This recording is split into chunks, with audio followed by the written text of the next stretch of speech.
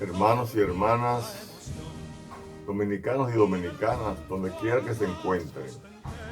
Hoy es el día número 21, el día 21 de noviembre, que hemos venido enviando estos mensajes con motivo de celebrarse este mes, el mes de la Constitución y de la familia. Hemos agotado un tiempo importante explicando una serie de artículos de la Constitución de la República, de la Ley 33-18 y de la Ley 15-19, que explican cómo podríamos evitar la corrupción en la República Dominicana. En el día de ayer mencionamos todos esos artículos. Hoy vamos a ver por qué en la República Dominicana y gran parte del mundo la Constitución no es la guía de la acción de Estado. ¿Por qué son las voluntades de los que mandan lo que dirigen el Estado? ¿Por qué son las grandes mayorías los más perjudicados y esas minorías de dirigentes esparcidos en partidos, agrupaciones y movimientos políticos son los que capitalizan a su favor la acción del gobierno que representan como consecuencia de elecciones que no son eminentemente democráticas, que no son eminentemente libres, donde la gente no vota en secreto porque la mayoría, mucha gente vende el voto, le compran el voto y lo han manipulado para que vendan su voto y para que tampoco le importe por quién van a votar. ¿Por qué no se crean las condiciones para que la gente entienda que una elección puede cambiar la situación de su país, de su pueblo, de ellos? ¿Qué pasa con eso? ¿Por qué no se educa en constitución y ley a los partidos políticos? ¿Por qué pasan 3 años entre las elecciones y la campaña de primarias internas para que cada partido escoja a sus candidatos para presentarlos en las elecciones municipales y las elecciones congresuales y presidenciales? ¿Qué pasa ahí? ¿Por qué las convenciones dejan tantos problemas? ¿Por qué la convención del PLD del 6 de octubre creó una división de un partido que tenía 20 años en el poder y pesaron más los conflictos internos, los intereses internos que los intereses del país? ¿Por qué se produce eso? ¿Por qué los partidos pequeños no crecen? ¿Por qué ningún partido legalizado pequeño ha crecido y se ha convertido en un partido grande? ¿Por qué solamente sirven para hacer bisagra? Bueno, miren, hay una historia que explica eso en la República Dominicana y en el mundo. La primera constitución que tuvimos nosotros, la del 6 de noviembre del año de 1844, fue una constitución que nunca se tomó en cuenta la población que había. Imagínense, en el momento en que se promulga la primera constitución, el país tenía unos 126,000 habitantes y había en la capital de Santo Domingo unos 12,000. Y la mayoría de esas personas estaban vinculadas a patrones. Por ejemplo, habían el patrón Santana, héroe de esa independencia también y de las luchas que se celebraron, las batallas que se celebraron entre 1844 y 1856. Fueron los hombres que le acompañaron, eran de las fincas que él tenía y otros patronos que habían, y eso formaron el ejército que combatió contra Haití. Durante todos esos años, hasta el año de 1861, solamente se promovieron constituciones como la misma de Santana, de febrero de 1954, como la misma de Moca de 1858, 1854 y 1888, la constitución de los tabacaleros, cuando se hace esa revolución, pero era para defender la forma de gobierno y cómo llevarlo a cabo, pero no era para que la población la aprendiera. Tampoco la Constitución de 1865, ni ninguna constitución, porque en el 1865, después que termina la guerra de restauración, que comenzó el 16 de agosto de 1863, lo que habían era levantamientos de generales de los campos y de los pueblos, pero jamás se habló de educación. Entre 1865 y 1879 tampoco, porque tuvimos más de 20 gobiernos y más de 50 levantamientos por donde quieran. Fueron 14 años donde tuvimos más de 20 gobiernos. Y el último de esos 14 años fue el gobierno de Luperón, que hubo reforma constitucional, reforma, pero no educación. Las condiciones no estaban dadas para eso. Y se produjeron entonces dos gobiernos en el Partido Azul que comenzaron cuando renuncia Luperón y llega Fernando Arturo de Meriño como presidente en 1880. En 1882 surge Heró, en 1884 Francisco Gregorio Villini, que no culmina su mandato por los problemas de Lili. Él renuncia. Lili va a las elecciones y gana por fraude. Hay un levantamiento de los Moya. El fin fue que Lili ganó y se instauró desde el 1887 al 1899 en el poder, que fue asesinado en Moca el 26 de julio de 1899. Entró el siglo y hubieron muchos presidentes que tumbaban al otro. Por ejemplo, el mismo Juan Isidro Jiménez, que fue el que sustituyó a Lili después del periodo interino del general Horacio Vázquez. Va a las elecciones, gana, y luego el mismo Horacio Vázquez lo derroca. Horacio Vázquez lo derrocó a Alejandro Bossi Gil.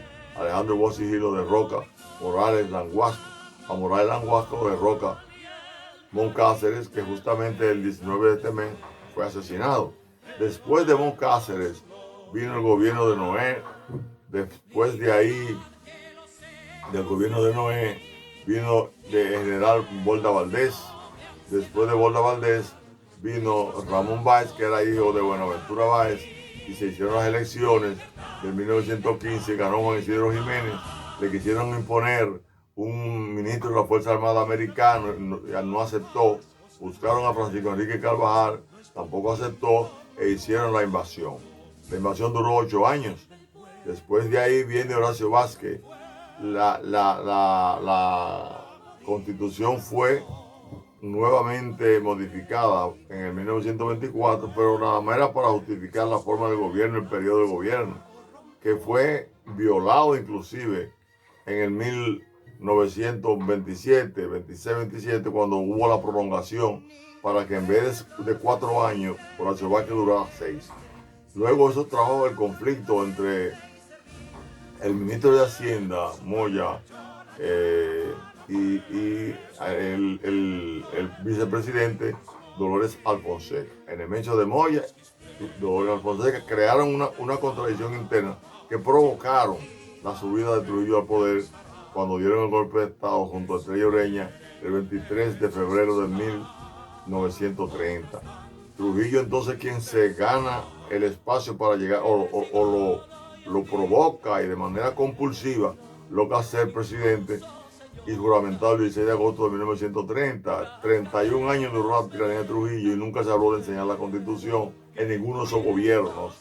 Y luego viene la caída de Trujillo cuando lo asesinaron el 30 de mayo de 1961. Y posterior a él viene Balaguer, sigue Balaguer, que es el vicepresidente, viene un Consejo de Estado que es derrocado por Balaguer, le da un contragolpe a Balaguer, y a partir de 18 de enero de 1962, hay un Consejo de Estado encabezado por Rafael F. Bonelli, que crea las condiciones para las elecciones del 20 de diciembre de 1962, donde gana el profesor Juan Bosch. Lo juramentan el 27 de febrero del año 1963 y luego es derrocado el 25 de septiembre de 1963, 7 meses y menos unos días duró en el poder. Llega el triunvirato y es derrocado el 25 de de abril de 1965, motivado por el levantamiento del 24 de abril que encabezó Mario Peña Taveras. Derrocado y surge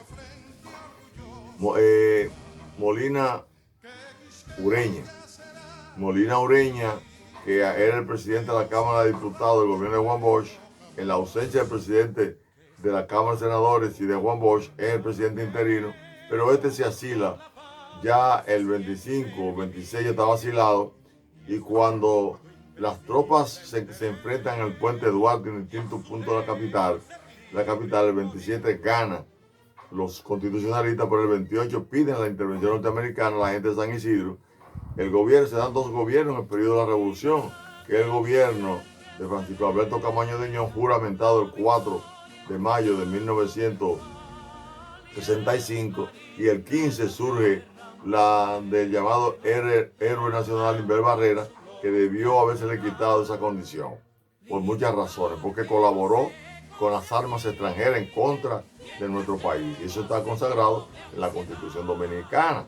Bueno, a partir de ahí surge un gobierno provisional de García Godoy el 3 de septiembre, en las condiciones que habían de contradicciones, muertes, asesinatos, persecuciones. No se iba a hablar de constitución. Balaguer gana como consecuencia de las elecciones del 1 de junio de 1966, dura 12 años. Nunca se habló de la constitución, al contrario. Balaguer planteó que la constitución era un pedazo de papel, se desconocía y se hacía la voluntad de él. Eso ocurrió también en el 1978, 82, 86, en los gobiernos del PRD. Ligeramente, cuando se promulgó la ley para traer a todos los exiliados y soltar a los presos políticos bajo la dirección de un presidente de la Cámara de Diputados llamado Abraham Bautista Alcántara, hubo una percepción de respeto a las libertades. Bueno, pero lo cierto del caso es que en el 1986 Balaguer vuelve al poder, tampoco se habla de constitucionalizar la vida nacional. Llega el PLD en el 1996 y en ningún momento hizo la constitucionalidad del país. Sí se hizo una constitución, que es la constitución que se promulgó el 26 de enero del 2010 en la dirección política del país y de la presidencia del doctor Leonel Fernández, y que nosotros los militares constitucionalistas sometimos en septiembre del 2011, del 2010, solicitamos que el país fuera constitucionalizado a través de la divulgación de la Constitución, como establece el artículo 63 de la Constitución de la República en su numeral 13. Nosotros entendimos que eso había que hacerlo y sometimos un anteproyecto de ley que fue absorbido por el hoy alcalde de Santiago, quien, aprovechando esa propuesta nuestra, creó la llamada constitucionalidad infantil. Hizo un trabajo para él, Abel Martínez, para proyectarse políticamente. Pero el gobierno, el Congreso no hizo el trabajo que nosotros solicitamos. Posteriormente, han habido acuerdos entre el ministro de Educación y el Tribunal Constitucional, pero realmente no se ha llevado a cabo. ¿Por qué no se ha llevado a cabo eso? Porque ningún sector de poder ha entendido que el pueblo no debe seguir siendo instrumentalizado. Se pasó de un pueblo luchador a un pueblo alienado. ¿Cómo lo han alienado? Lo han alienado por la voluntad de los políticos que dirigen, que es una voluntad que lleva a cabo una guerra mediática permanentemente, donde lo primero es ponerse adelante.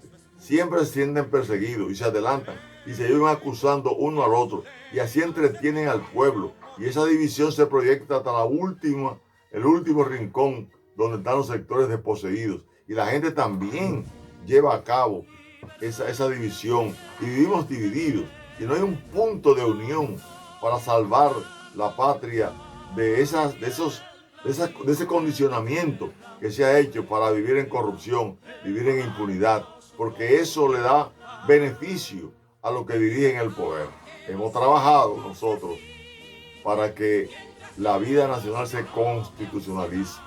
para que los partidos se institucionalicen. Si usted se lee el artículo 1, 2 y 3 de la ley 33-18, ya la democracia no aguanta más el desorden que hay en los partidos políticos. Si usted se lee el artículo 2 de la ley 15-19, es un llamado que hay a la organización y fortalecimiento del proceso electoral. Mañana nosotros vamos a seguir hablando de este tema para poder demostrarle al país que si la mentalidad de los políticos cambia, podrá desalienarse la vida nacional y se podrán concientizar a los miembros de los partidos, los dirigentes de los partidos y la sociedad dominicana. Ese es un gran trabajo, porque la anarquía que hay, la anomia, donde la regla es la no regla, es lo que ha cebado a mucha gente que se han hecho multimillonarios, muchos de los cuales van a ser perseguidos ahora, porque ese es el reto de este nuevo gobierno. Pero nosotros insistimos en que nada más no es perseguir y castigar, sino que hay que prevenir. Mañana seguiremos ampliando estos conceptos, si Dios quiere. Que Dios lo ayude a ustedes a entender, a todo y a mí, que la solución contra la corrupción es la vacuna que da la Constitución. Libertad, libertad, libertad.